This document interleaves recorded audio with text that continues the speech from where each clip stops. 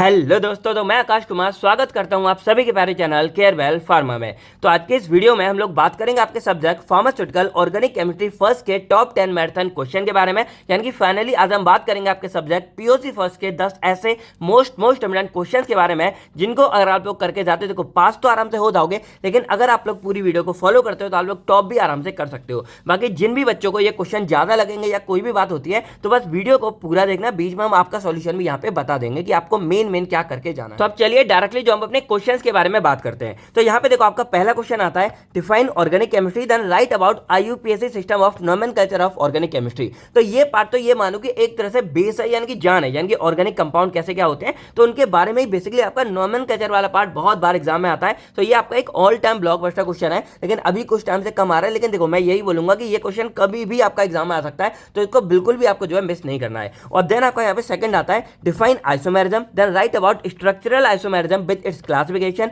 अब इसके अंदर बेसिकली आपकी चेन आती है, पोजिशनल आती है, फंक्शनल आती है। तो ये आपका मेन है, यानी कि आइसोमेरिज्म के अंदर में ये वो मेन पार्ट है जो आपका एग्जाम में बहुत बार आता है। पर एक आपका आइसोमेरिज्म का दूसरा पार्ट होता है स्टीरियो आइसोमेरिज्म। तो मैं ये बोलूंगा कि बस नजर डाल लेना, और मैंने 1.5 पेज में इसको सॉल्व करा रखा है, तो ज्यादा आपको नहीं करना, बस नजर डाल लेना कि अगर बाई चांस कभी आप करके आ सकते हो। लेकिन मेन आपका यहाँ पे कौन सा होता है, स्ट्रक्चर वाला होता है। तो ये हो जाते हैं आपका यूनिट नंबर 1 के क्वेश्चन, जो बहुत ज्यादा आपके इंपोर्टेंट हो जाते हैं। और जो आपका यूनिट 1 का सॉल्यूशन है वो ऑलरेडी हमने करा दिया, यानी कि यूनिट 1 पूरी यहाँ पे अवेलेबल है, आप लोग चेकआउट कर सकते हो। जो आपकी यूनिट 1 है वो आपके केवल फार्मा ऐप पर भी अवेलेबल है और आपके यूट्यूब पर भी अवेलेबल है। अगर और बात की जाए कि आपको बाकी का सॉल्यूशन कहां मिलेगा, तो यहाँ पे अगर बात करें तो जो आपका यूनिट 1 से लेकर 3rd तक का सॉल्यूशन है उस पर हम काम कर रहे हैं। पहले एचईपी पे कर रहे थे, लेकिन अब जो आपका पीओसी पे काम कर रहे हैं, तो बस थोड़ा सा टाइम दीजिए कि हम आपको मॉर्निंग तक जो है पूरा ये पार्ट 1 प्रोवाइड कर देंगे, जिसमें आपका यूनिट 1 से लेकर 3rd तक का सब कुछ अवेलेबल होगा। और आपको पता है कि जो आपके यूनिट 4th एंड 5th है, यानी कि जो आपका पार्ट 2 है, वो सिर्फ और सिर्फ आपको केवल फार्मा ऐप के अंदर मिलता है। और सभी की जो पीडीएफ है वो भी आपको जो है ऐप के अंदर मिलती है। बाकी आप लोग जानते हो कि 2 मार्क के निचोड़ भी आपकी कितनी ज्यादा इंपॉर्टेंट है, कि आपका पैथो का, बायोकेम का, दोनों के 10-10 क्वेश्चन एज इट इज आपके 2 मार्क के निचोड़ से मैच हुए थे। तो इसके निचोड़ भी हम बहुत जल्दी आपके लिए बना देंगे, तो बस आप तैयार रहना। हम लोग ट्राई करेंगे कि आपकी 28 तक इवनिंग तक या आपकी 29 की मॉर्निंग तक जो है 2 मार्क्स वाला भी कवर कर देंगे। तो इससे आपको सब कुछ बहुत जल्दी मिल जाएगा, तो आप लोग अपनी परफेक्ट तैयारी कर सकते हो। तो अब चलिए अपने आगे के क्वेश्चंस के बारे में बात करते हैं। लेकिन अभी आपको क्या करना है कि आईयूपीएसी की फुल फॉर्म आपको कमेंट सेक्शन में लिखनी है। इसके अलावा अगर वीडियो को अभी तक लाइक नहीं किया हो, फटाफट जाओ लाइक कर दो, बहुत अच्छा लगता है। बाकी एक प्यारा सा कमेंट भी आप हमारे लिए कमेंट सेक्शन में कर सकते हो। तो अब आपका यहाँ पे 3rd क्वेश्चन आता है, व्हाट आर एलिमिनेशन रिएक्शन, यानी कि E1 E2 वाली। तो मैं पहले क्लियर कर दूं कि ये क्वेश्चन जो आपका E1 एंड E2 वाला, ये बहुत ज्यादा इंपोर्टेंट हो जाता है, यानी कि इसको ऑल टाइम ब्लॉकबस्टर बोल सकते हैं। और चाहे आपकी कोई भी यूनिवर्सिटी हो, चाहे कोई भी ईयर का पेपर होगा, ये मानो कि ये वाली रिएक्शन आपकी हर बार एग्जाम में आती है, तो इनको बहुत अच्छे से आपको करके जाना है। तो E1 E2 रिएक्शन क्या होती है और इसका पूरा खानदान करके जाना है, कि इसके काइनेटिक्स हो गए, फैक्टिंग हो गए, ऑर्डर ऑफ रिएक्टिविटी हो गई, ये सारा कुछ आपको फंडा करके जाना है।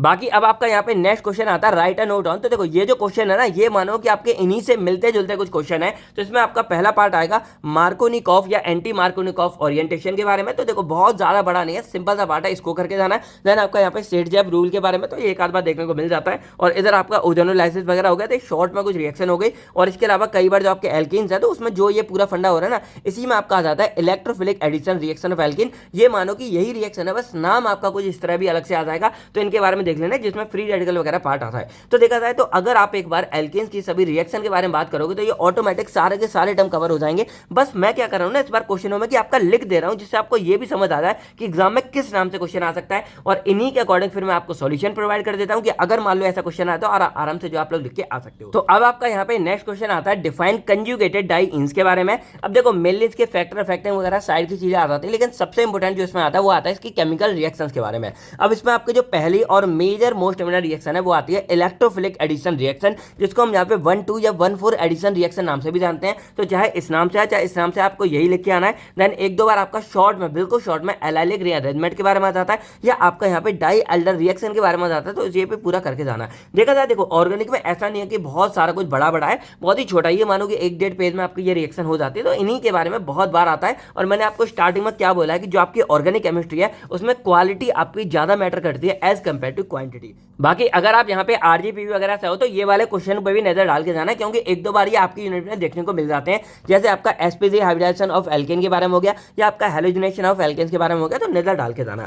देन आपको यहाँ पे नेक्स्ट आता है illustrate SN1 and SN2 reaction. अब जैसे मैंने आपसे बोला था कि आपका E1 एंड E2 वाला इंपॉर्टेंट है, उसी तरह आपका यहाँ पे SN1 एंड SN2 वाला भी बहुत ज्यादा इंपॉर्टेंट है। और इसके अंदर आपका काइनेटिक, मैकेनिक्स, फैक्टर फैक्टिंग, यानी कि सारा कुछ पढ़ के जाना है जो मैंने बोला है। अब एक दो बार जो है ये डायरेक्टली आपके एल्काइल हैलाइड्स के नाम से आ जाता है, तो यहाँ पे आएगा आपका एल्काइल हैलाइड की प्रिपरेशन, तो एक दो बार ये देख लेना। पर मेन आपको जो आएंगे कि एल्काइल हैलाइड की रिएक्शन बतानी है, तो ये क्या है, ये भी तो आपकी रिएक्शन ही है, यानी कि SN1 SN2 आपकी इसी के अंदर की रिएक्शन है। तो ये वाला पार्ट आएगा तब भी आपको जो है इन्हीं के बारे में मोस्टली लिखे आ जाना, तो ये आपका बहुत ज्यादा इंपोर्टेंट पार्ट हो जाता है। देन एक दो बार आपका जो है इसके अलावा जो क्वेश्चन आपका एल्कोहल के ऊपर वो आ जाता है कि आपको क्वालिटेटिव टेस्ट के बारे में बताना है, और इधर आपको primary secondary and tertiary alcohol के डिफरेंसेस के बारे में बताना है। तो अगर मैं वही बोलूंगा कि मान लो अगर आप लॉन्ग के अकॉर्डिंग नहीं कर रहे हो, तो जो आपकी 2 मार्क्स की निचोड़ वीडियो होगी उसको एक बार देख के जाना, क्योंकि उसमें मैं क्या करता हूँ आपको पता है कि इनका एक ब्रीफ इंट्रो दे देता हूँ कि अगर मान लो ये 5 चांस 7 वगैरह मार्क्स में आ जाता है, तो आप थोड़ा बहुत जो इसके बारे में लिख के आ जाओगे कि 4-5 नंबर तो आपको मिल ही जाएंगे। देन आपका यहाँ पे नेक्स्ट आता है discuss the mechanism and reaction of, यानी कि यहाँ पे आपको मैकेनिज्म रिएक्शन बताना है, तो ये एक तरह से आपकी नेम रिएक्शन है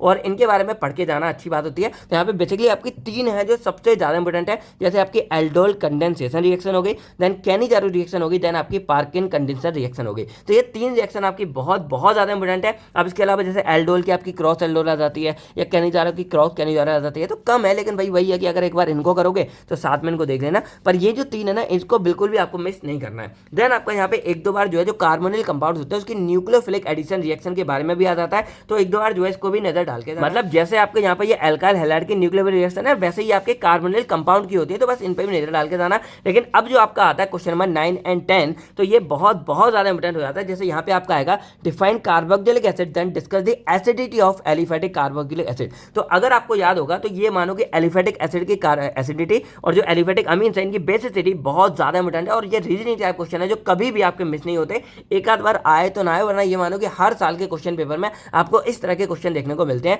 तो बस सिंपल आएगा कि भाई इसकी एसिडिटी बतानी है और इफेक्ट ऑफ सब्स्टिट्यूट बताना है, और इसकी आपको बेसिसिटी बतानी है और इफेक्ट ऑफ सब्स्टिट्यूट बताना है कि बेसिसिटी पे क्या कैसा होता है। तो ये क्वेश्चन दोनों के दोनों बहुत ज्यादा इंपोर्टेंट है, आप लोग अच्छे से करके जाना। बाकी जो आपका कार्बोक्सिलिक एसिड है इसका एक दो बार जो आपका क्वालिटेटिव टेस्ट के बारे में भी आया है, तो इस पर भी नजर डाल लेना, जिसमें एक आपका इंडक्टिव इफेक्ट वगैरह, तो ये भी देख लेना। तो ये हो जाते हैं आपके मेन क्वेश्चन नंबर 10, यानी कि आपके सारे के सारे 10 क्वेश्चन हो जाते हैं। अब भाई जिनको क्वेश्चन ज्यादा लगते हैं मैं एक बार आपको रिवाइज करा देता हूं कि आपको सिर्फ क्या क्या करना है। जिनको सिर्फ जो है जस्ट पास होना है, क्योंकि मैं क्वेश्चन ऐसे भी देता हूं कि आप अच्छे मार्क्स भी लेके आ सको। तो अगर आपको जस्ट पास होना है तो आपको सबसे पहले देखना है IUPAC nomenclature of organic compound, यानी कि एक क्वेश्चन। देन सेकंड आपका आइसोमेरिज्म, जिसमें आपका स्ट्रक्चरल वाला और इस पर नजर डाल लेना, तो 2 क्वेश्चन। देन आपका यहाँ पे E1 E2 वाला आता है, तो ये पूरा करके जाना, 3 क्वेश्चन मस्ट है। देन आपका यहाँ पे देखो ये हाफ पेज के अकॉर्डिंग मान लो और ये हाफ पेज के अकॉर्डिंग मान लो, तो आपका एक क्वेश्चन मान सकते हो, तो ये आपका 14 क्वेश्चन हो गया, यानी कि मार्कोनिक और एंटी मार्कोनिक वाला, देन सर्जप वाला। और देन आपका यहाँ पे आता है कंजुगेटेड डाइईन, जिसके अंदर आपका इलेक्ट्रोफिलिक 1 2 1 4 और डायल्डर ये करके जाना, 5वां क्वेश्चन हो गया। यानी कि देखो मैं केवल मेन बता रहा हूँ, साइड के छोड़ सकते हो। देन आपका यहाँ पे नेक्स्ट आता है 7 क्वेश्चन, यानी कि 6 क्वेश्चन SN1 SN2, दोबारा रिवाइज करा दूँ, 1 2 3 ये 4 हो गया, ये हमने 5 लिया था। और ये SN1 SN2 वाला ये कंप्लीट करके जाना है, जैसे आप E1 E2 का करोगे तो ये आपका 6 क्वेश्चन हो गया। और देन यहाँ पे अगर आपके सामने सिर्फ 3 रिएक्शन है, बाकी की मत भी करना, तो ये 3 करके चले जाओगे, और ये बहुत ज्यादा बड़ी नहीं है, एक ही, यानी कि ये मानोगे ये आपका 4-5 पेज का फाइंड होगा, तो ये आपके हो गए 7 क्वेश्चन। और देन इसको चाहे तो कर लेना, वरना कोई बात नहीं। तो ये 7 क्वेश्चन आपके हो गए। और मेन आपका then acidity of aliphatic amines किया, यानी कि कार्बोनिक एसिड के ऊपर आपका 8 क्वेश्चन, और ये बेसिसिटी वाला हो गया 9 क्वेश्चन, और ये न्यूक्लियोफिलिक वाला हो गया 10 क्वेश्चन। यानी कि सिर्फ मैंने आपको 10 क्वेश्चन एज इट इज बता दिए। तो जो लोग इनको 50 क्वेश्चन बताते हो, एक बार जाके चेकआउट कर लेना कि ये सिर्फ आपके 10 क्वेश्चन है, और अगर आप इनको करके जाते हो तो बहुत अच्छे मार्क्स लाके आप लोग आराम से जो है पास हो सकते हो। बाकी मैंने बोला है कि अगर आपको टॉप करना है तो जो बाकी का छोटा मोटा पार्ट है इन सबको भी आप लोग अच्छे से देख के जाना। बाकी जो सॉल्यूशन मैं आपको प्रोवाइड करूंगा उसमें कंप्लीट ही मैं पूरा सॉल्यूशन प्रोवाइड करता हूं, कि ये साइडवेज काम भी मैं सारे के सारे आपके साथ में ऐड कर देता हूं। बाकी जैसा मैं आपसे बोलता हूं कि ये आपके 2 मार्क के निचोड़ वीडियो वाले पार्ट है, तो ये मैंने इसलिए लिखे हैं क्योंकि कई बार ऐसा हो रहा है कि मान लो ये और ये 2 मिला दिए, तो इन 2 को मिला के आपका 7 मार्क्स में क्वेश्चन दे दिया, या मान लो इसमें से कोई 3 मिला के आपका 7 मार्क्स में दे दिया, कि ऐसे मिला देते कि भाई इसका इसका इसका आपको स्ट्रक्चर यूज लिखना है। तो ये सारा पार्ट आपका 2 मार्क्स के निचोड़ वीडियो में क्लियर हो जाएगा। तो अगर एक बार आप उसको देखोगे तो ये ऑटोमेटिक आपका सारा का सारा पार्ट क्लियर हो जाएगा। तो यही था दोस्तों आज के इस वीडियो में। आई होप आपको वीडियो अच्छी लगी होगी। अगर भाई अच्छी लगती है ना वीडियो को फटाफट लाइक कर लो। आपको पता है कि वीडियो को लाइक करके शेयर भी करना है, और इसका सॉल्यूशन आपको केवल फार्मा ऐप के अंदर मिल जाएगा, तो उसमें जाके आप इनरोल भी कर सकते हो। बाकी आपको बताया कि थोड़ा सा टाइम मुझे चाहिए कि मैं इसको सॉल्व करा सकूं as it is question wise. बाकी वही था दोस्तों आज के इस वीडियो में। मिलता हूं मैं आपसे बताया नेक्स्ट वीडियो में। तक मैं थैंक यू, टेक केयर। आप सभी लोग अपना अपनी फैमिली का ध्यान रखेगा। बाकी आपको POC की डेफिनेशन कमेंट सेक्शन में लिखनी है। जय हिंद दोस्तों, all the best for your exam.